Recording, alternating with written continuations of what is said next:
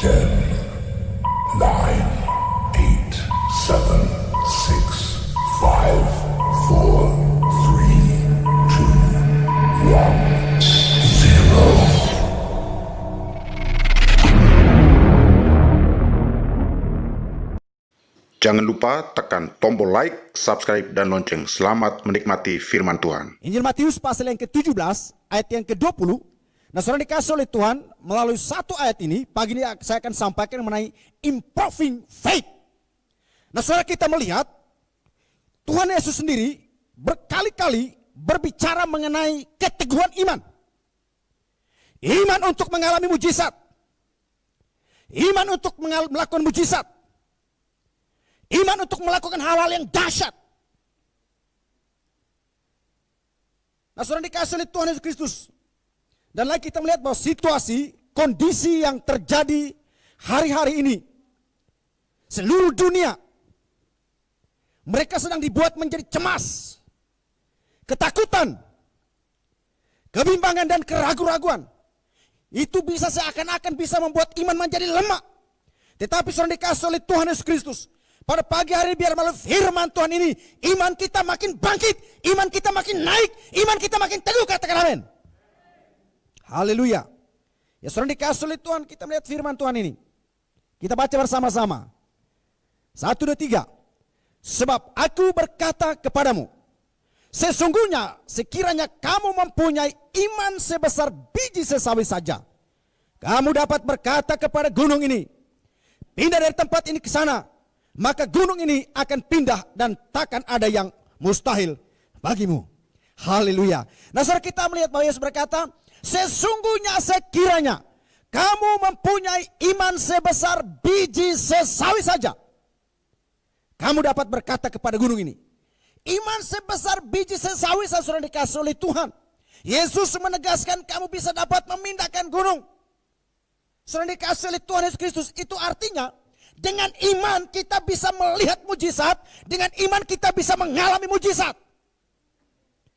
Saudara dikasih oleh Tuhan Yesus Kristus, kita lihat ada beberapa bentuk iman. Salah satunya yang disebut dengan iman keselamatan. Nah, saudara dikasih oleh Tuhan Yesus Kristus, itu iman keselamatan itu sangat mudah. Kenapa saya katakan sangat mudah? Saudara cukup mengaku dengan mulut, percaya dengan segenap hati bahwa Yesus Kristus adalah Tuhan dan Juru Selamat dalam hidupmu, lalu hidup dalam pertobatan, saudara selamat. Ikut Yesus dengan sungguh-sungguh, mengabdikan diri kepada Yesus, saudara selamat. Tapi iman untuk mengalami mujizat, iman untuk melihat terobosan Tuhan terjadi, iman untuk melihat keajaiban Tuhan terjadi, itu butuh perjuangan, itu butuh proses, saudara dikasih oleh Tuhan. Haleluya. Kita, saudara, ini dalam kisah ini peristiwa di mana murid-murid mereka coba mengusir orang yang kerasukan setan tapi yang enggak sembuh-sembuh. Lalu ketika mereka berbalik, mereka sampaikan kepada Yesus. Yesus berkata kepada mereka, hai kamu yang kurang percaya. Nah, saudara dikasih oleh Tuhan, dikatakan hai kamu yang kurang percaya, bukan berarti mereka tidak percaya akan ketuhanan Yesus. Murid-murid percaya akan ketuhanan Yesus. Murid-murid mengakui kedaulatan Yesus, kemahakuasaan Yesus. Tapi mereka meragukan kuasa yang ada dalam diri mereka. Hari-hari ini banyak orang percaya kepada Yesus. Mereka mengaku bahwa Yesus adalah Tuhan dalam kehidupan mereka. Tapi mereka meragukan kuasa Tuhan dalam diri mereka. Nah, saudara dikasih oleh Tuhan, setiap orang percaya itu diberinya kuasa dalam dirinya. Katakan amin. Termasuk pada pagi ini, Bapak, Ibu, Saudara dan saya. Demikian juga termasuk Bapak, Ibu, Saudara yang ada di rumah. Tuhan juga memberikan kuasa iman di dalam dirimu. Jika saat ini engkau sedang mengikuti pemberitaan firman Allah ini, dalam kondisi tubuhmu yang kurang sehat, percayalah bahwa kuasa itu yang akan bekerja. Haleluya. Nah, saudara dikasih oleh Tuhan Yesus Kristus, kita melihat bahwa melalui firman Tuhan ditegaskan bahwa setidaknya kita memiliki iman sebesar biji sesawi saja. Apa itu biji sesawi, saudara dikasih oleh Tuhan? Biji sawi itu sangat kecil. Bahkan bisa dikatakan sebagai biji yang paling kecil dari antara segala jenis benih. Nah, kita saudara dikasih Tuhan, inilah benih daripada biji sesawi. Tapi saudara dikasih oleh Tuhan, saya berwaktu lalu saya berpikir bahwa biji sesawi ini sayur sawi yang ditanam. Ternyata saudara ketika saya coba meneliti ternyata ini biji sesawi-sesawi yang bukan sayur sawi, saudara. Tapi ini di Israel itu salah satu biji sawi adalah itu sebuah bentuk pohon, saudara. Namun itu bisa dikonsumsi ketika dia punya pucuk atau dia punya kembang, itu bisa dikonsumsi. Dan itu sayur orang Israel pada zaman itu. Nah gitu, jadi benih yang sangat kecil. Nah saudara dikasih oleh Tuhan, dan Yesus memberikan perumpamaan bahwa iman yang sebesar biji sesawi saja bisa dapat memindahkan gunung. Bagaimana kalau kita punya iman yang lebih besar daripada saudara dikasih oleh Tuhan? Maka saya mau kasih tahu bahwa kecil persoalan masalah problem, kecil sakit penyakit, kecil segala pergumulan hidup kita. Haleluya. Nah, tetapi saudara dikasih, kita melihat. Tapi jika ditanam dan bila sudah tumbuh, sesawi itu akan lebih besar daripada sayuran lain. Bahkan dikatakan begini, malahan akan tumbuh menjadi pohon yang besar melebihi pohon-pohon lain, sehingga burung-burung dapat berlindung atau bersarang di cabang-cabangnya. Saya sempat berpikir, loh kalau sayur sawi bagaimana mungkin burung bisa bersarang di cabang-cabang? Saya sawikan dia bentuk mekarya. Nah ternyata waktu saya meneliti ternyata bukan yang dimaksud bukan sayur sawi sudah dikasih oleh Tuhan. Nah kita lihat ini saudara, inilah pohon sesawi yang ada di Israel. Malahan akan tumbuh menjadi pohon yang besar melebihi pohon-pohon lain sehingga burung-burung dapat berlindung atau bersarang di cabang-cabangnya. Di dalam Matius pasal yang ke-13 ayat 30 itu jelas dikatakan burung-burung akan bertengger, akan bersarang di cabang-cabangnya, saudara dikasih oleh Tuhan. Padahal ini adalah benih yang sangat kecil, tetapi ketika dia tumbuh menjadi besar, burung-burung bersarang. Demikian saudara dikasih oleh Tuhan Yesus Kristus. Ketika kita menerima benih firman dalam kehidupan kita, iman kita akan bertumbuh, iman kita akan makin dahsyat, maka kita akan melihat mujizat terjadi, kita bisa melakukan mujizat, dan orang-orang akan datang dan mengalami kuasa Tuhan. Nah saudara dikasih oleh Tuhan Yesus Kristus, itu artinya iman kita, iman Bapak Ibu, iman saudara dan saya, tidak boleh statis, melainkan harus dinamis dan terus bertumbuh. Iman kita harus makin meningkat, katakan amin. Sekalipun situasi kondisi saudara dikasih oleh Tuhan bisa mempengaruhi ekonomi, tapi iman tidak boleh merosot. Iman harus terus tetap meningkat. Saudara dikasih oleh Tuhan, di tengah-tengah situasi pandemi COVID-19, saya bersaksi Bapak saudara dikasih oleh Tuhan bagaimana kami mengalami kuasa mujizat Tuhan. Situasi pandemi COVID-19 mempengaruhi ekonomi. Keuangan gereja kami langsung turun drastis. Lalu saya menyewa rumah itu 12 juta dan memang tiap tahun saya sewa rumah itu bukan dari gereja Bapak, itu saya usaha sendiri. Karena kami lagi sedang mengumpulkan dana untuk bangun gereja, sudah beli tanah. Jadi saya sewa rumah, saya usaha sendiri. Nah saudara dikasih oleh Tuhan, lalu pas pada tahun ini bulan ini, itu kami harus pindah rumah. Karena rumah yang saya sewa 12 juta per tahun itu, 12 juta setengah per tahun itu mau dibongkar. Lalu saya berpikir, dalam situasi kondisi ekonomi, keuangan lagi merosot, situasi wabah penyakit menyebar ke seluruh dunia, saya disuruh pindah rumah, mau pindah kemana ini? Saudara, akhirnya saya berdoa, saya bilang Tuhan tolong saya. Saya tidak berdoa minta mujizat, minta berkat, tapi saya berdoa, saya bilang Tuhan tolong berikan saya jalan keluar, bagaimana caranya? Lalu sudah dikasih oleh Tuhan, lalu ketika saya jalan-jalan saya lihat ada sebuah rumah itu rumah 2 lantai. Dan rumah yang sangat besar Bapak sudah dikasih, rumah yang sangat besar. Dan rumah itu sebelumnya di orang-orang yang ngontrak rumah itu 35 juta per tahun. Lalu saya jalan keliling, setelah saya lihat rumah itu, saya tidak minta rumah saudara, tapi saya berdoa memberkati pemilik rumah itu. Saya bilang Tuhan berkati pemilik rumah ini, berkati keluarganya, usaha pekerjaannya, berkati ekonomi mereka. Lalu sudah dikasih oleh Tuhan, lalu ketika saya besok lagi saya lihat ada nomor yang terpampang, saya hubungin. Saya mau tanya berapa rumahnya Pak? Dia bilang itu rumah 35 juta per tahun Pak. Saya pikir wah, saya selama ini 12 juta per tahun, ini 35. Dari mana dapat duit? 12 juta aja enggak punya. Sudah dikasih oleh Tuhan Yesus Kristus, tapi ketika kami berdoa memberkati dia, lalu besoknya lagi saya hubungin. Saya ceritakan, saya bilang saya seorang pendeta, saya hamba Tuhan. Dia beritahu, oh ya Pak, nanti saya kasih tahu istri saya. Dia beritahu istrinya, sudah dikasih oleh Tuhan. Biasanya dia hubungi saya, dia katakan, kalau Bapak bayar 15 juta aja Pak. Saya bilang haleluya, Tuhan dahsyat, amin. Nah, saudara dikasih oleh Tuhan Yesus Kristus, kita melihat kalau dengan iman kita akan lihat bahwa mujizat itu akan terjadi. Yang penting saudara dikasih oleh Tuhan, iman kita tidak boleh menjadi kecil karena persoalan, karena masalah, karena pergumulan hidup. Iman kita tidak boleh menjadi kecil karena apa yang kita hadapi seakan-akan tidak memberikan kepastian. Tetapi iman kita harus makin meningkat, katakan amin. Karena dengan iman kita akan mengalami mujizat, kita akan melihat mujizat, dan kita akan melakukan mujizat. Karena dengan iman. Ini kata Yesus sudah dikasih oleh Tuhan, bukan kata saya. Tapi kata Yesus, maka kita harus mempercayainya. Lalu bagaimana supaya iman kita terus meningkat di tengah-tengah situasi kondisi dunia yang sedang menuju kepada kehancuran. Dunia ini sedang menuju kepada kebinasaan. Bagaimana supaya iman kita sedangkan kita masih ada dalam dunia. Supaya iman kita tetap meningkat.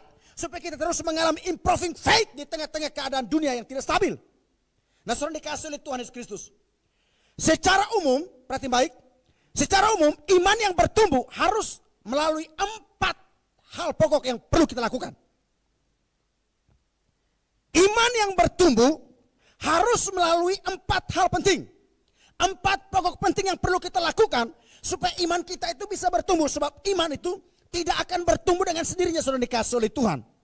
Demikian juga benih yang ditabur itu pun tidak bisa hanya ditabur atau dilepaskan begitu saja. Tapi melalui proses bagaimana perawatannya segala macam sudah dikasih oleh Tuhan. Demikian bagaimana supaya iman kita juga terus mengalami pertumbuhan. Terus mengalami improving faith di tengah-tengah situasi kondisi yang tidak memungkinkan.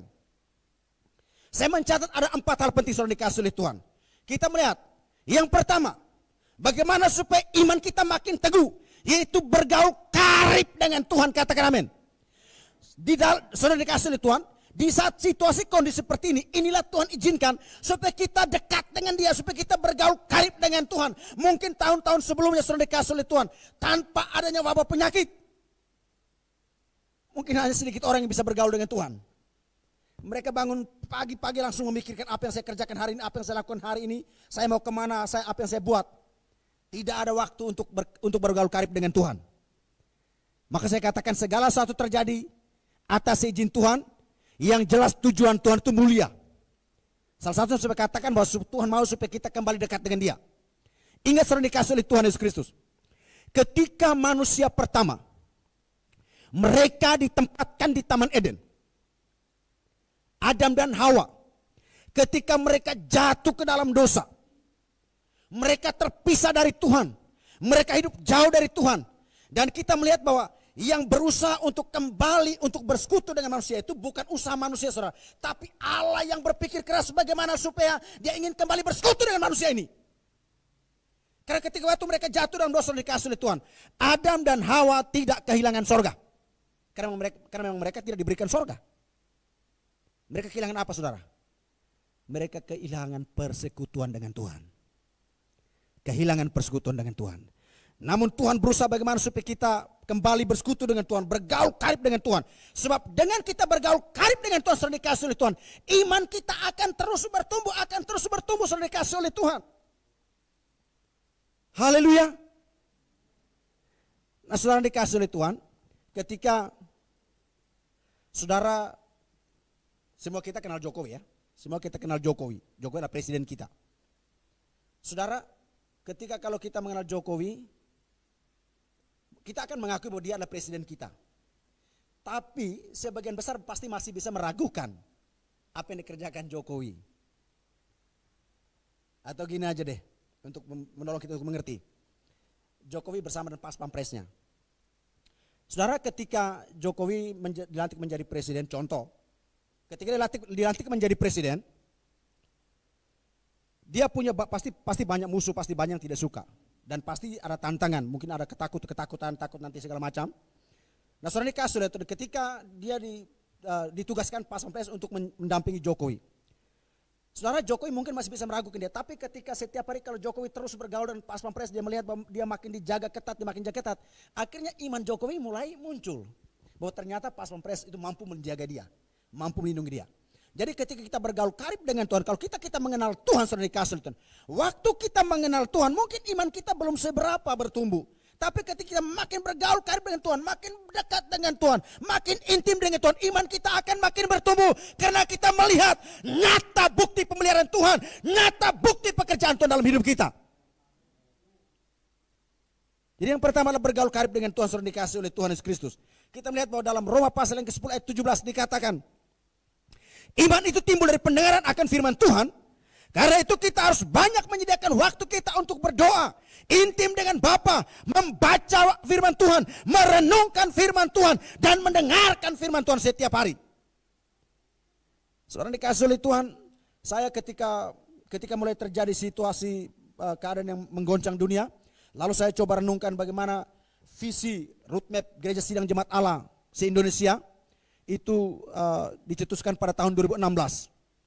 Dan salah satunya saudara dikasih program-program dalam pencapaian roadmap salah satunya saudara, yaitu bahwa setiap pelayan Injil setiap hari baca firman Tuhan minimal 5 pasal dan doa minimal 3 jam. Dan sidang Jumat berdoa minimal 30 menit dan baca minimal 1 pasal.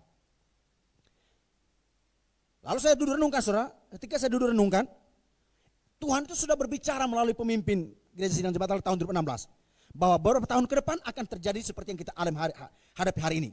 Jika tidak dipersiapkan, maka iman itu pasti akan goncang. Makanya saudara, kita bersyukur. Jadi kita dipersiapkan untuk apa? Berdoa, baca Alkitab untuk apa? Menumbuhkan iman kita.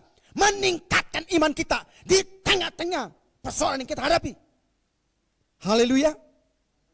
Nah saudara dikasih oleh Tuhan. Sekarang kita melihat saudara, di sini dikatakan bahwa iman itu timbul dari pendengaran akan firman Tuhan. Oleh karena itu kita harus memiliki waktu untuk baca firman Tuhan. Dan di sini saya mau sampaikan saudara, ada beberapa tipe orang yang baca firman Tuhan. Ada beberapa tipe orang yang baca firman Tuhan. Kita melihat tipe orang-orang yang baca firman Tuhan, yaitu yang pertama. Saudara dikasih oleh Tuhan, yang pertama itu yang disebut dengan Haga. Apa itu Haga saudara dikasih oleh Tuhan? Haga adalah membaca dan merenungkan. Jadi tipe Haga ini adalah orang yang suka membaca, setelah dia baca lalu dia renungkan. Dia membaca, dia merenungkan firman Tuhan. Itulah tipe Haga.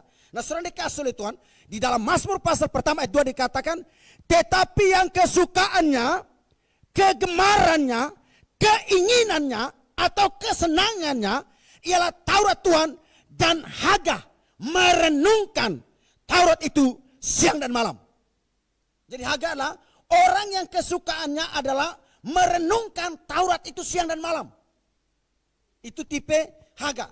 Nah saudara dikasih oleh Tuhan, jadi sebagai pengikut Kristus, sebagai umat Tuhan, saudara dikasih oleh Tuhan, kita harus memiliki sebuah keinginan, kerinduan, kesenangan, kegemaran.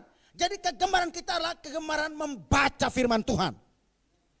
Haga merenungkan, membaca dan merenungkan setiap hari.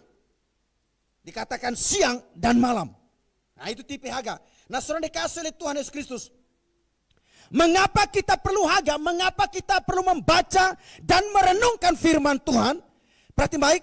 Karena Allah benar-benar menginginkan bahwa firman-Nya tersimpan di dalam hati umat-Nya. Karena Tuhan menginginkan firman-Nya tersimpan dalam kehidupan, di dalam hati Bapak, Ibu, Saudara, dan saya. Di dalam hati orang percaya, katakan amin. Yeremia pasal 31 ayat 3 berkata begini. Tetapi beginilah perjanjian yang kuadakan dengan kaum Israel sesudah waktu itu. Demikianlah firman Tuhan. Aku akan menaruh Tauratku dalam batin mereka dan menuliskannya dalam hati mereka.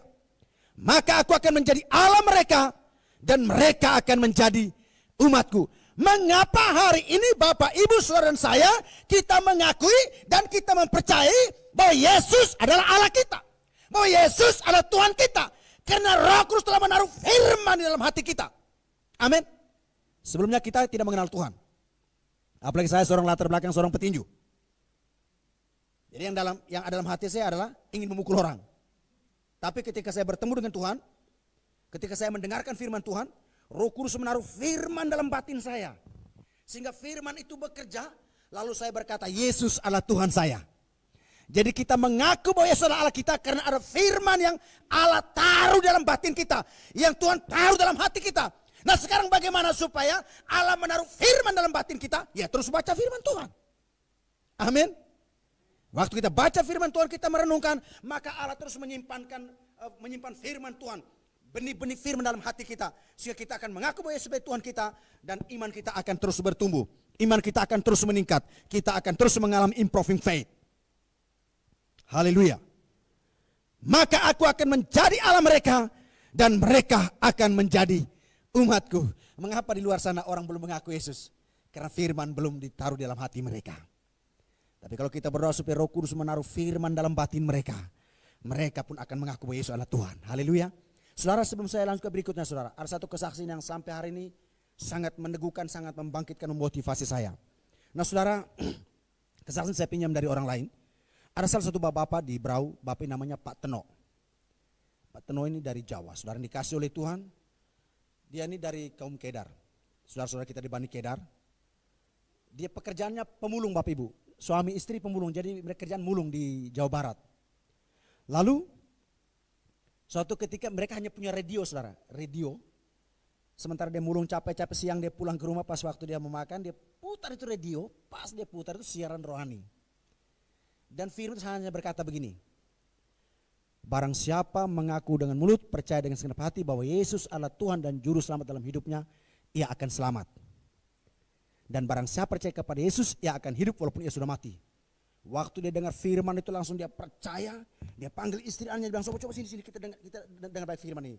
Akhirnya mereka ambil keputusan percaya kepada Yesus. Waktu mereka percaya kepada Yesus, mereka harus menghadapi tantangan. Yaitu mereka harus mau dibunuh, mau dikucil. Akhirnya mereka lari ke Kalteng. Lalu Kalteng pada tahun 2009 kalau salah mereka pindah ke Brau. Waktu di Brau, saudara, hari itu saya pergi penginjilan, saya ketemu mereka. Waktu saya ketemu dia, ternyata dia bersaksi diceritakan sama saya. Saudara, waktu di Brau, berapa kali orang-orang keluarganya bahkan pejabat-pejabat datang ke rumah, udahlah kamu kembali saja, kami akan sekolahkan semua anak-anakmu, kami akan bangunkan rumah. Karena mereka kerjaan cuma mulung, anaknya 5, jadi semua anaknya tidak diterima di sekolah negeri. Karena mereka tidak kembali ke seberang. Akhirnya tidak diterima negeri. Akhirnya puji Tuhan lah, mereka sekolah di sekolah Katolik. Kebetulan istri saya ngajar di situ. Akhirnya istri saya yang wawancara mereka, akhirnya mereka diberikan dispensasi di situ. Nah saudara, mereka tinggal di sebuah rumah yang sangat gubuk. Itu rumah hanya dibangun 4x4, lalu dibangun lurus saja begitu, lalu dikasih dinding semua, kasih loteng, mereka tidur di atas, di bawahnya tempat untuk makan, tempat untuk masak, dan juga tempat untuk menyimpan hasil-hasil pungutan mereka, hasil mulung. Saya datang ke tempat saudara saya disuruh situ, mau nolak, saya bukan hamba Tuhan kalau saya tidak duduk di sini. Mau saya duduk Bapak Ibu, saya duduk. Itu lalat itu segede kelingking saya, sudah lalat hijau itu duduk. Sediakan kue minum lalat nongol di situ, kami menikmati sama-sama lalat. Baunya minta Bapak Ibu, tapi saya duduk situ dan mereka bersaksi. Saya pulang dari situ, iman saya pun bangkit. Lalu dia berkata, sampai detik ini kami dipaksa suruh kembali supaya kami dibangunkan rumah, anak saya disekolahkan, tapi saya katakan tidak, Yesus adalah Tuhan saya. Akhirnya kita dalam kondisi itu, dan sampai sekarang puji Tuhan Bapak Ibu. Dan anak-anak semua sudah lulus di Katolik dan ada yang sudah masuk SMA. Itu luar biasa. Ini yang disebut dengan improving faith. Imannya tidak goyah. Imannya terus meningkat. Imannya terus bekerja. Kenapa saudara? Karena dia menerima firman. Dan Allah menaruh firman dalam batinnya. Sehingga dia percaya Yesus adalah Tuhan. Haleluya. Nah saudara, dikasih oleh Tuhan, jadi banyak kita baca firman Tuhan. Waktu kita baca firman Tuhan, maka Roh Kudus akan menaruh benih firman dalam batin kita. Roh Kudus akan berikan pengertian-pengertian. Roh Kudus akan berikan pengetahuan-pengetahuan buat kita. Sehingga iman kita akan bertumbuh. Haleluya. Nah kita sudah dikasih oleh Tuhan. Yosua di pasal pertama ayat 8 dikatakan, janganlah engkau lupa memperkatakan kitab Taurat ini, tapi renungkan itu siang dan malam. Supaya engkau bertindak hati-hati dan perjalanan akan berhasil dan engkau akan beruntung. Supaya engkau bertindak hati-hati sesuai dengan segala yang tertulis di dalamnya. Sebab dengan demikian perjalanan akan berhasil dan engkau akan beruntung. Jadi sudah dikasih oleh Tuhan. Jadi merenungkan firman Tuhan itu dampaknya luar biasa. Merenungkan firman Tuhan itu ada, perhatikan baik, ayat ini saja ada 2 janji yang Tuhan sampaikan di situ. Ada 2 janji Tuhan berbicara kepada Yosua. Ketika engkau masuki tanah perjanjian, jangan lupa renungkanlah firman itu siang dan malam. Hagah merenungkan, harus punya kegemaran merenungkan. Supaya apa? Perjalanan berhasil dan engkau akan beruntung. Jadi ada 2. Yaitu proses perjalanan kita berhasil mencapai menjadi tujuan. Dan dalam proses perjalanan kita akan peroleh keuntungan demi keuntungan. Katakan amin. Yosua memperoleh keuntungan demi keuntungan. Karena memasuki ke tanah perjanjian. Itu harus melewati setiap benteng-benteng musuh. Dan Yosua terus memenangkan setiap benteng-benteng musuh. Dia terus beruntung. Jadi saudara dikasih oleh Tuhan. Jadi ada janji yang luar biasa untuk kita merenungkan firman Tuhan. Jadi tidak sia-sia kita merenungkan firman Tuhan. Amin. Nah, tipe orang yang kedua. Tipe orang yang membaca firman Tuhan. Yang kedua saudara yaitu Syak. Yang pertama tidak apa? Haga. Haga itu adalah membaca, merenungkan. Hobi, kegemaran, kesukaan, merenungkan, membaca. Sedangkan Syak, saudara dikasih oleh Tuhan. Apa itu Syak? Syak adalah, berarti baik. Syak itu membaca, merenungkan, dan memperkatakan berulang-ulang. Membaca, merenungkan, dan memperkatakan berulang-ulang. Karena keingintahuan. Itu Syak. Jadi saudara dikasih oleh Tuhan. Jadi waktu baca firman Tuhan jangan hanya sampai pada Haga saja. Tidak apa-apa, yang penting saya sudah membaca ya sudah selesai. Tapi harus kita masuk sampai pada Syak. Apa Syak? Syak itu membaca, merenungkan, memperkatakan berulang-ulang. Karena apa? Karena keingintahuan. Jadi saudara, saya kalau baca firman Tuhan itu, kalau istri saya kalau dia masuk di ruang belajar saya, kalau dia masuk kadang dia bilang, pening kepala saya lihat kalian membaca. Karena saya kalau baca firman Tuhan, di situ ada kamus bahasa Inggris, ada kamus besar bahasa Indonesia, lalu ada HP saya ada aplikasi bahasa Ibrani Yunani. Jadi kalau saya baca, kalau ada sesuatu yang buat saya penasaran, itu saya akan cari tahu ini apa maksudnya, apa maksudnya ini. Jadi baca firman Tuhan itu harus masuk sampai pada Syak, saudara. Yaitu keingintahuan yang kuat. Apa maksud Tuhan ini? Apa yang Tuhan mau kerjakan dari ayat ini? Apa yang Tuhan mau lakukan, saudara dikasih oleh Tuhan. Haleluya. Saya berapa kali mengalami Syak, saudara dikasih oleh Tuhan. Mengalami mujizat. Yaitu 2 tahun lalu, saudara. Demikian juga masih menyangkut paut sewa rumah, saudara. Begitulah orang kontraktor. Saya mau bayar rumah. Dan saya nggak punya dana, saudara. Saya nggak punya dana. 2 hari lagi saya harus bayar rumah. Dan dana 1 sen pun nggak ada. Tapi di atas meja belajar saya, saudara, itu ada celengan dari kaleng. Saya beli celengan, setiap kali kalau dapat berkat saya kasih masuk. Tapi bukan uang recehan, bukan uang ketong. Ya uang 50.000, 100.000, setiap kali berkat saya kasih masuk. Nah saudara, saya yang bersaksi, waktu itu saya masukkan hanya dari bulan Januari sampai bulan Juni. 1 kali saya masukkan 2 juta, lalu berapa kali saya masukkan 300, 500, 300, 500. Kadang istri saya kasih masuk 100, 200, 100, 200. Dan itu Januari sampai Juni. Jadi saya total semua itu palingan sekitar 4 juta sampai 5 juta saja. Sedangkan sewa rumah 12 juta setengah. Dan 2 hari lagi mau bayar sewa rumah. Istri saya bilang gini, kita 2 hari lagi bayar sewa rumah, buka celeng. Saya dulu hitung, kalau buka celeng gak cukup ini. Karena dari Januari sampai Juni sekarang saya hanya kasih masuk 2 juta. Habis itu 500, 200, 500, 200. Kamu kasih masuk berapa? Dengan saya 100, 200, 100, gak cukup. Saya bilang udah biarkan aja itu, lanjut ke tahun depan. Istri saya bilang, terus bagaimana sewa rumah? Saya bilang, gampang, masih 2 hari. Berarti masih 2 hari, berarti masih ada waktu Tuhan. Amin. Jangankan 2 hari sudah dikasih oleh Tuhan. Tinggal sekian detik aja masih ada waktu untuk Tuhan. Apa yang 2 hari? Saudara, akhirnya saya berkata tinggal 2 hari. Masih ada waktu Tuhan. Lalu pas hari itu saudara saya persiapan firman Tuhan untuk khotbah hari Minggu. Bukan lagi pikiran untuk sewa rumah. Karena saya persiapan firman Tuhan untuk khotbah hari Minggu. Waktu saya baca dalam kitab 2 Raja-Raja pasal yang ke-7, pasal 4 ayat 1 sampai 7. Waktu saya baca firman saudara, saya baca itu mengenai seorang janda yang hanya mempunyai sebuah buli-buli berisi minyak dan segenggam tepung dalam tempayan. Waktu saya baca firman, tiba-tiba iman saya muncul. Loh, apa yang Tuhan lakukan terhadap janda ini? Akhirnya saya cari firman Tuhan, apa yang Tuhan mau kerjakan? Tuhan, kalau Tuhan kerjakan terhadap janda ini, kenapa Tuhan tidak kerjakan terhadap saya? Saya berdoa, saudara, akhirnya saya berdiri, tiba-tiba langsung pikiran saya itu lari ke celengan saya. Saya menuju ke celengan, saya berdoa tumpang tangan. Tuhan berkati celengan ini. Kalau janda itu punya sebuah buli-buli berisi minyak dan segenggam tepung dalam tempayan, kenapa Tuhan tidak lakukan celengan ini? Saya berdoa tumpang tangan, selesai tumpang tangan. Atau istri saya bilang, buka, kita hitung. Saudara, mujizat Tuhan terjadi. Waktu kami buka hitungan celeng, kami bayar sewa rumah 12 juta setengah. Isi celengan 18 juta. Tuhan dahsyat, amin. Tuhan ajaib, saudara. Tuhan itu ajaib, saudara dikasih oleh Tuhan. Jadi saya nggak cari mujizat, tapi saya ingin tahu apa yang Tuhan mau kerjakan melalui firman ini. Jadi saudara, jadi siak itu karena keingintahuan apa yang Tuhan mau lakukan dari ayat firman yang kita baca. Waktu kita keingintahuan, Tuhan pasti bekerja. Dan Tuhan bekerja pasti melalui mujizat. Dan melalui mujizat itulah Tuhan berbicara kepada kita. Ini yang aku mau lakukan terhadap firman ini. Amin. Saudara, di saat kalau Tuhan berbicara kepada kita melalui firman, harus kita harus siak, harus keingintahuan. Tuhan, apa yang Tuhan mau kerjakan sehingga Tuhan berbicara ini? Waktu kita ada keingintahuan, Tuhan pasti lakukan, Tuhan pasti kerjakan. Mujizat pasti terjadi. Haleluya. Jadi siak, tipe orang yang baca firman Tuhan. Yang ketiga siak, yang kedua siak. Siak itu adalah membaca, merenungkan, memperkatakan berulang-ulang. Jadi setelah saya baca firman Tuhan, saya perkatakan berulang. Saya katakan, Tuhan, kalau Tuhan lakukan sama janda, Tuhan lakukan juga buat saya. Kalau Tuhan lakukan mujizat sama buli berisi minyak, Tuhan juga lakukan celengan ini. Saya ucapkan berkali-kali, saudara. Memperkatakan berulang-ulang. Apa tujuan kita memperkatakan berulang-ulang? Untuk memotivasi iman kita, Bapak Ibu. Amin. Untuk motivasikan iman kita. Nah, saudara dikasih oleh Tuhan, kita lihat. Yang ketiga, tipe orang yang baca firman Tuhan yang ketiga. Yang ketiga itu, perhatikan baik. Saya langsung saja. Yang ketiga adalah meletao. Apa itu meletao, saudara? Meletao adalah membaca, merenungkan, memperkatakan berulang-ulang, mempraktekkan. Jadi yang ketiga adalah mempraktekkan.